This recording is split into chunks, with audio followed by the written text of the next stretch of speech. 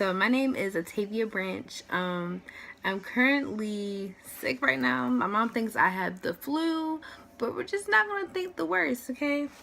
So yeah. Um, to get to my scar story, this happened back in my freshman year. I never thought that I would see a day where I let myself fail in life, if that makes sense. Um, well, I was a freshman, well, one of the only freshman varsity cheerleaders at my school. I went to Phoebus. This is probably like 2012, 2013 year.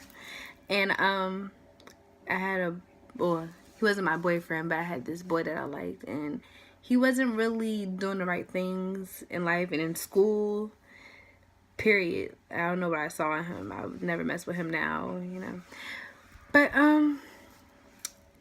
yeah, to cut to the chase, I started failing my classes and I didn't care. I was cheering, and one night we were at practice and I couldn't move my neck, and I was thinking, oh, it's just a little crick in my neck. And so I didn't pay any mind, but I was chilly. I had a fever. So went home and didn't have an appetite. My mom was like, you probably have a cold or something. Turns out, it wasn't. To this day, I don't know. But to continue on with the story, I woke up the next morning and I noticed that my neck was still stiff, but the pain and the stiffness like spread it down to my shoulders and kind of at the top of my back, on my spine or whatever. But so I just took some pain pills and put some icy hot on my back, and I still went to school because I can't miss any school. Gotta keep those absences together, or your attendance together. And as days went on, the stiffness just kept spreading. So like sometimes I would go to sleep and I have Charlie horses, and I'll wake up and then I have a pain in one leg, and then the other leg I can walk, or it'll be the left hip or it'll be the right hip, but I still have to go to school through all this, and I still have the fevers and the chills and everything.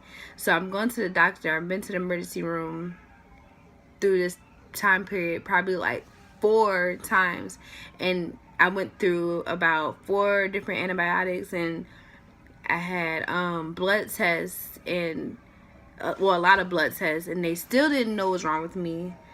And they kept calling out death-threatening diseases and illnesses like lupus and all that type of stuff. And so I'm thinking I'm going to die, but they weren't really telling me this. So I was kind of eavesdropping and hearing my parents talk with my doctor and whatnot. And I was like, I'm about to die. So I let myself almost go there. I stopped eating. I started talking to myself, honestly, but then I stopped at a point because I was like, I don't feel like there's no point in living. I'm not doing good in school. I wasn't even listening to music. I should have been listening to music. Then that probably would have helped me get in a good space.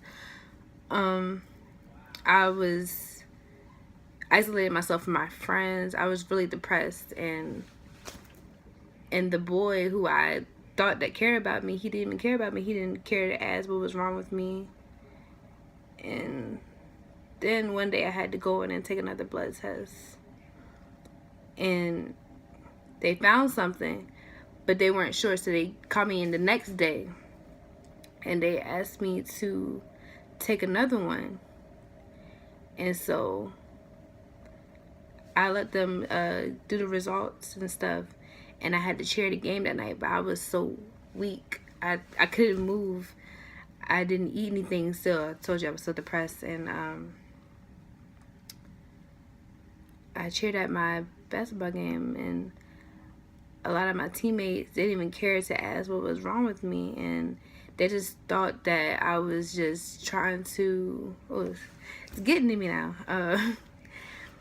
They thought I was just trying to quit cheerleading without saying anything. But they didn't know is that I was really sick.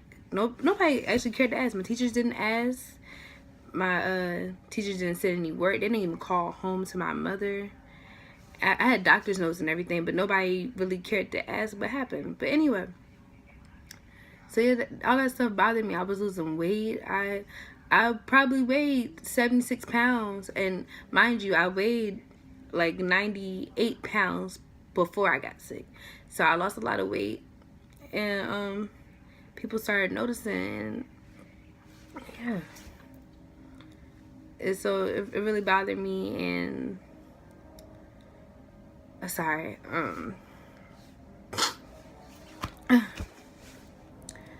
So yeah, later on that night after the game, turns out, well, they still didn't find out what was wrong with me, but I had high liver enzymes, and they found out that I had anemia. So yeah, I mean, that kind of helped me feel better, to know that there's nothing worse right now. But I had to get ultrasounds and stuff like that, because they said it was something in my stomach they wanted to see, and it was something with my spleen. And after that, nothing really happened. I'm sorry, I'm a terrible storyteller. I can go on and go off subject a little bit, but anyway, yeah.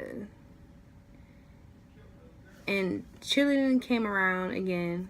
Well, the season is over, and cheerleading tryouts came around again. But that's when reality hit, because I couldn't try out because I failed my classes.